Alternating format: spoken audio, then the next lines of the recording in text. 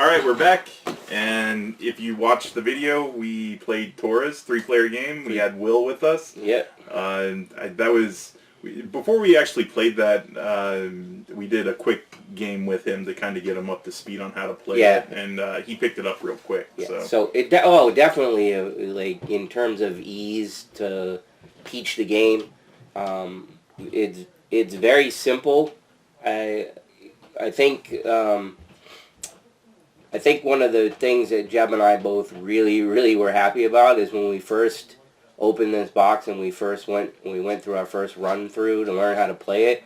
We were like, oh no, we're gonna have to like really try to be gentle with it, because both of us were like, this is boring. Well, we didn't even want to play. I don't think we even told them the story yet, but when we first played it, we didn't.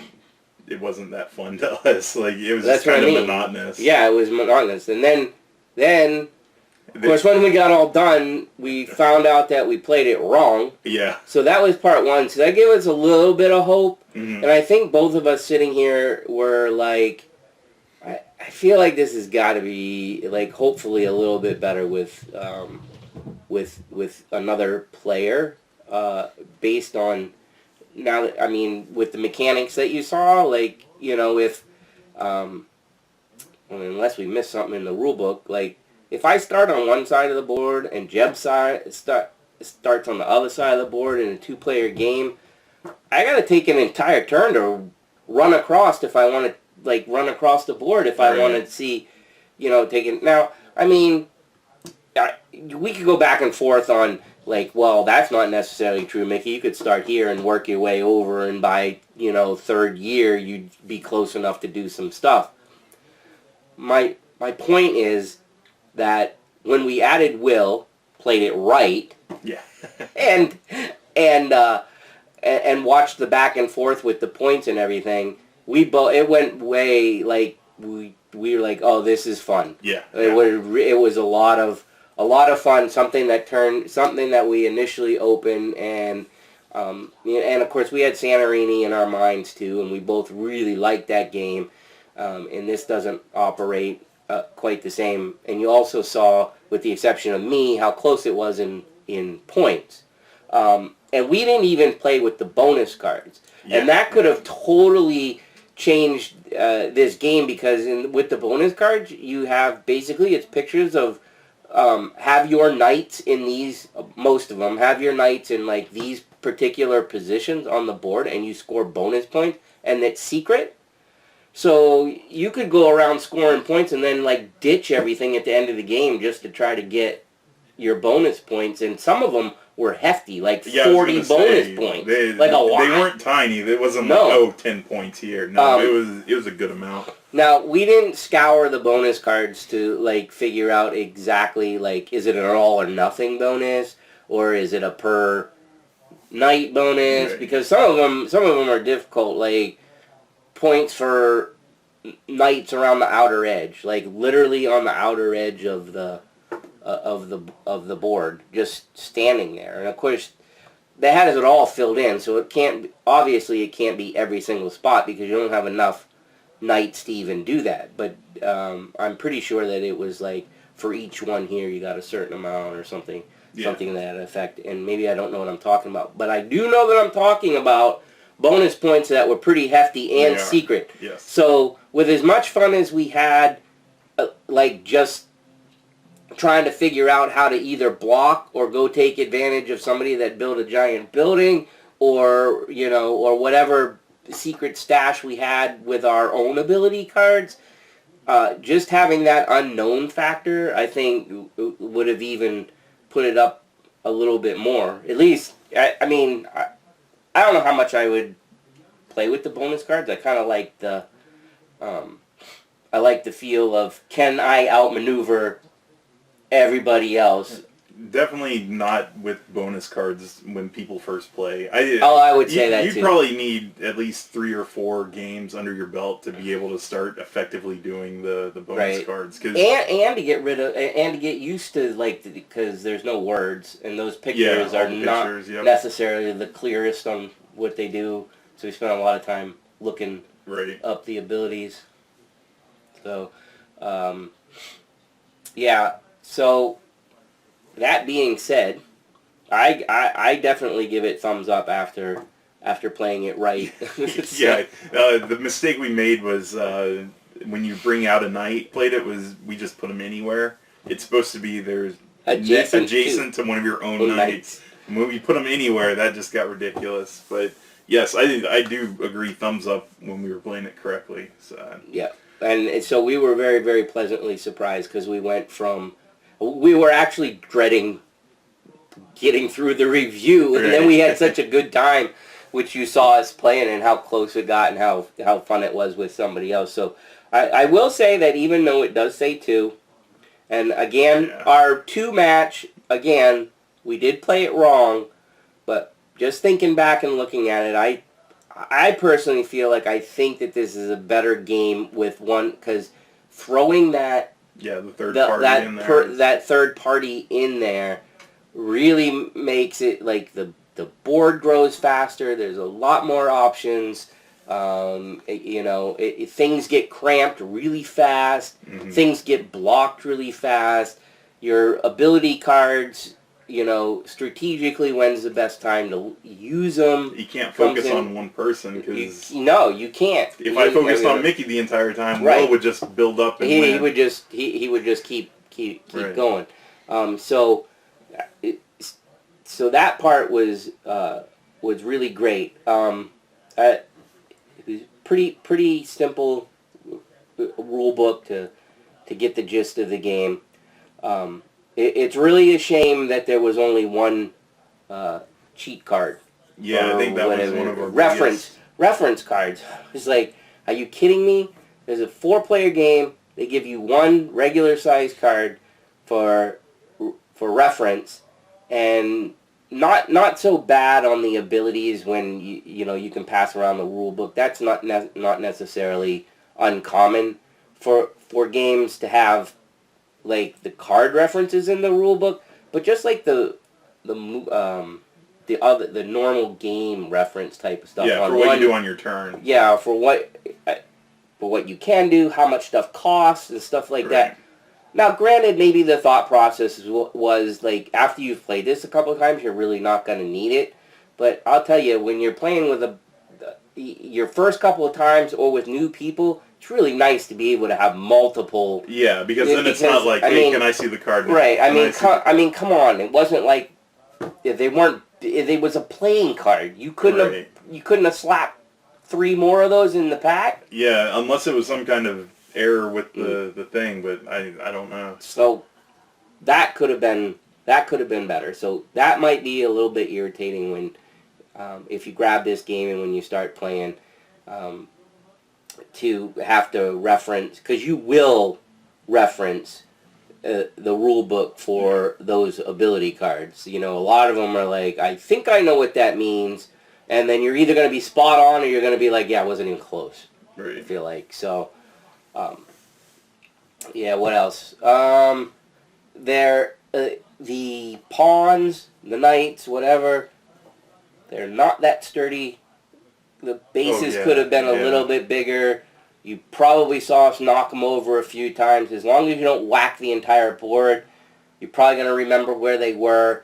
But that's another thing you need to be careful with in this. But I think that was a little bit of a size factor and box factor, I suppose, but I still think you probably could have made the base of the guys just a little bit bigger, and it would have been a little bit sturdier, not just like straight pillar, like that's what they look like. Yeah. They look like pawn pieces in a chess game or something to that effect. I don't know, chess game. I think it's probably more stable. I mean,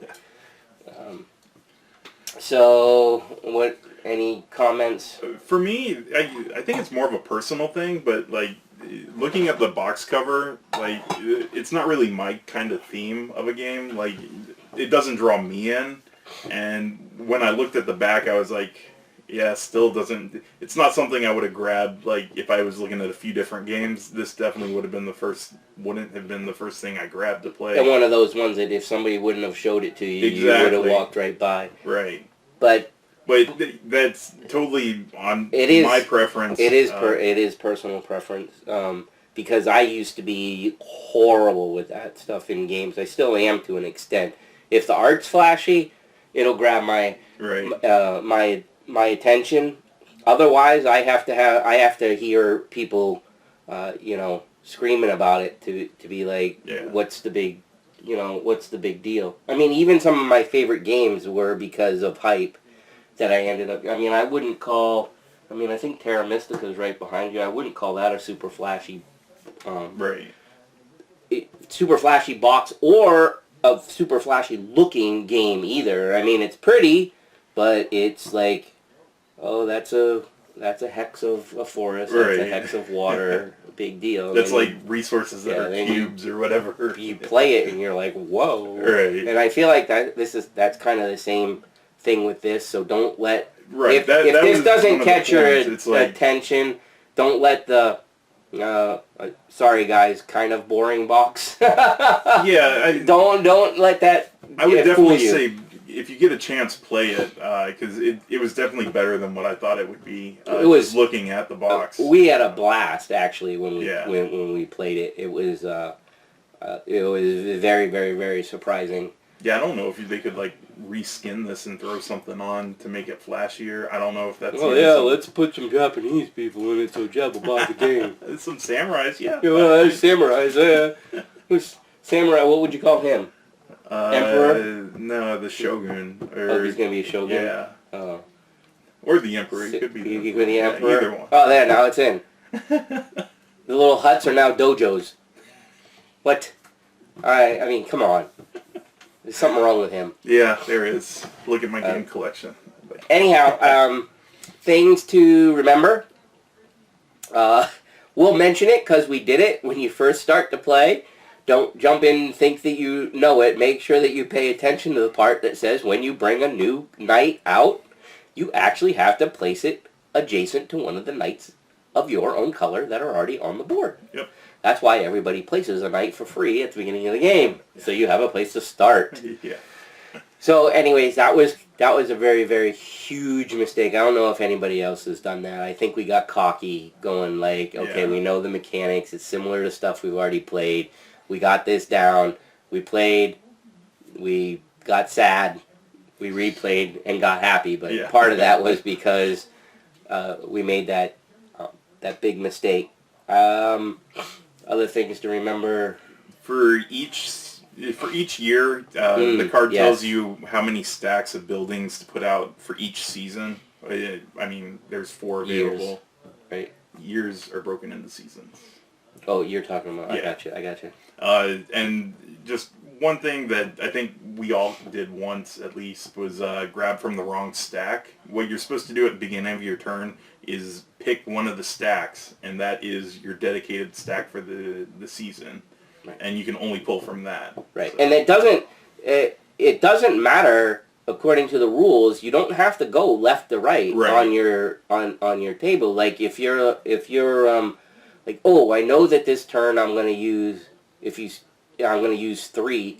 You could grab from a 3 stack, even though you've got 2 sitting there. And vice versa. I know I'm only going to use 2 because don't forget at the end, you can also redistribute if you don't, if one of your towers isn't over the limit, which you can't go any higher than 3. So that's definitely a good point with paying attention to which stack you pick from and stick with that. And then the other thing is, we played with having all the entire year in front of us, and then we would play by like kind of sliding the one up just a little bit. I think that's how we all played. What we did was put out the 3 years, and then we just have like the front one being the year 1 and. But if that was messing you up, I would even say just even slide them to the side of you and then bring just one set over per year. Play the seasons, go over and get one. A couple times we did forget to chuck leftovers that couldn't be redistributed into the back into the supply.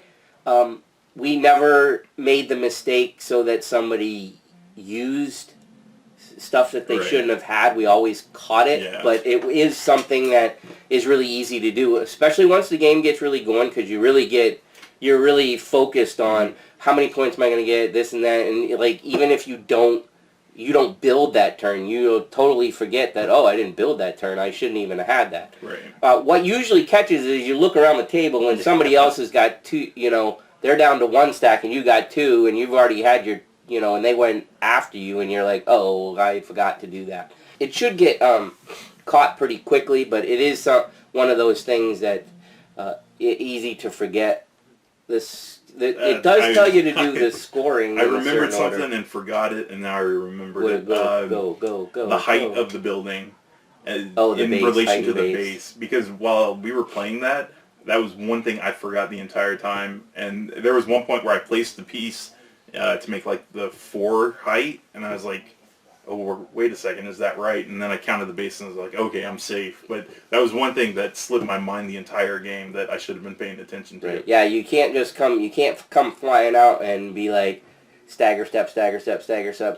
Right. You can't do it you can't go back and forth with a 2-column kingdom, because a 2-column kingdom can only go too high. Right. So you have to get the base.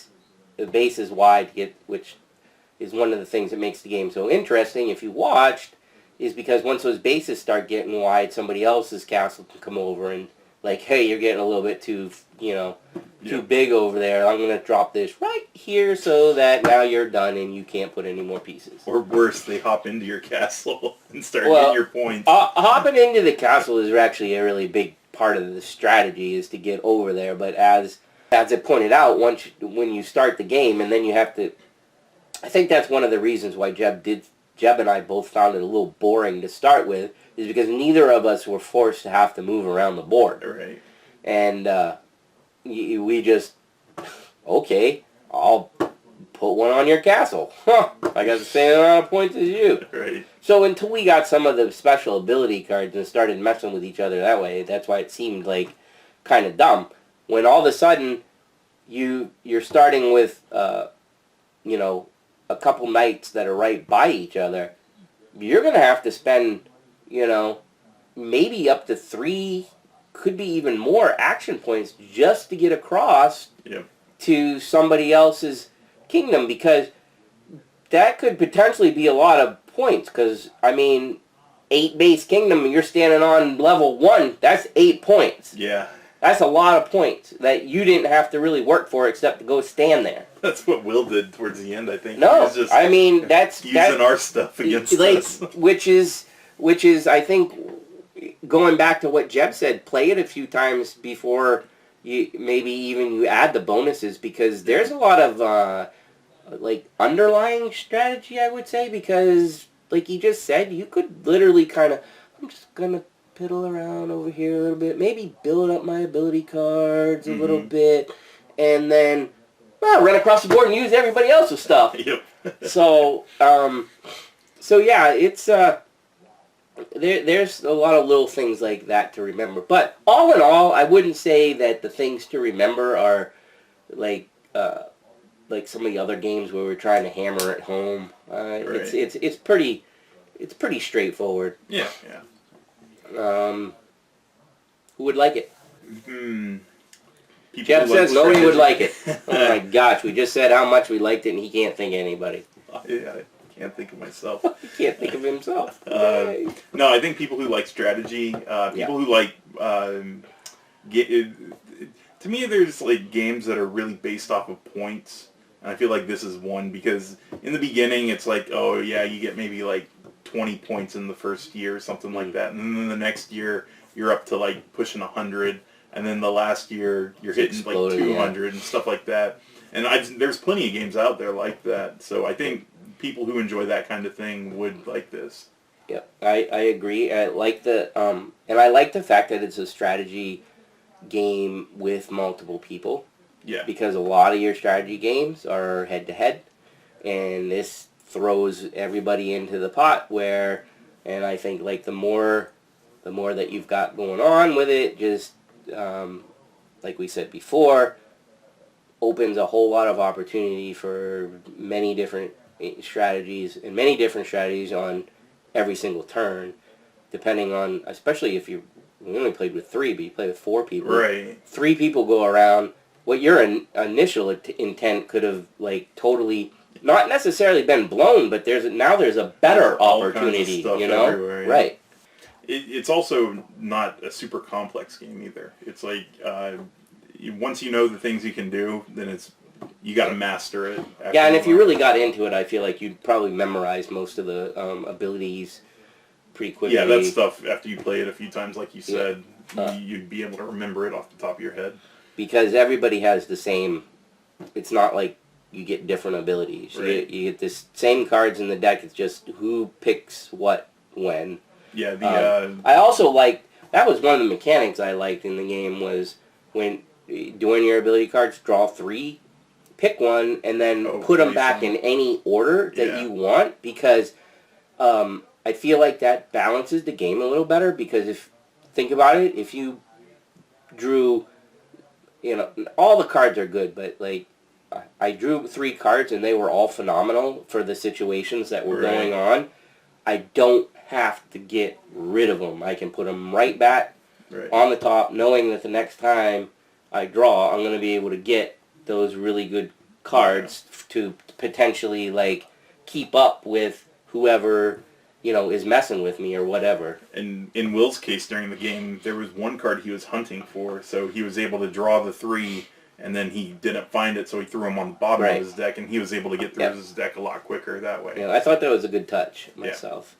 I don't have too much more. 10, actually though, 10 might be a little bit high in the game, because I feel like mechanics wise it's pretty easy, and there's certainly younger kids that play chess, and it's not as complicated as that. With the abilities, you just be like, what's this do? Once they know what it do. That's probably the hardest thing, just they're explaining it. And they're going to memorize those cards faster than we are. Yeah. I mean, it's like they can memorize 5,000 Pokemon cards. I'm pretty sure they can memorize a stack of 20 ability cards in the game, right? So you could probably go a little bit lower in age with this game, especially once, I mean, the first couple rounds you would have to answer questions, but you're going to have the same questions. The problem is that it would be public knowledge what they had, at least between 2 people. Yeah. So, I got nothing else. All right. Other than, like, I was totally blown away at, I can't stress enough how blown away I was with the second play, because I really, both of us really thought that this was going to be not a positive review. It was going to be like, this game's okay if you like to do this and this and this. And then we were like, this game is a lot of fun, especially when you have 3 people playing it. So, again, the caveat there is we did not go back after we played it wrong and try with 2 people.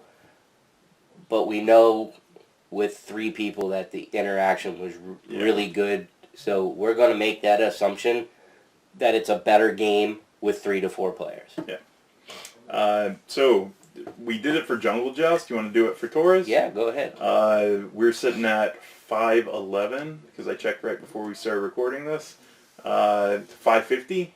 If we get to 550 and somebody writes, "Hey, I want this game," in the review video in the comments, if you say, "Hey, I want this game," we'll pick a random person out of all the comments. On YouTube. On YouTube, On the review part of the channel, you have to say that you would like this game. And the first... The video you're watching now. Right, Put it in the comments. Well, no, because you could watch it... Well, yeah, this is it the links review, it. It links it. But, I mean, the problem is that you can't watch the video and go back to, like, BGG and put the comment in BGG. That doesn't count. It's got to be on YouTube. Yeah. And at 550, like, we'll anybody that's on there, we'll stick the names in a hat and draw somebody. And we'll send it to you. Yeah. Since they were nice enough to send it to us, pass it along. We have a bazillion games. We're gonna pay it forward. Yep. All right. So we've got YouTube channel, Facebook page, Twitter. What is it?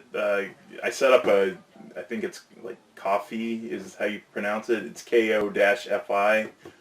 .com. Oh, is that the tipping thing? Yeah. Because we're cool and you should tip us.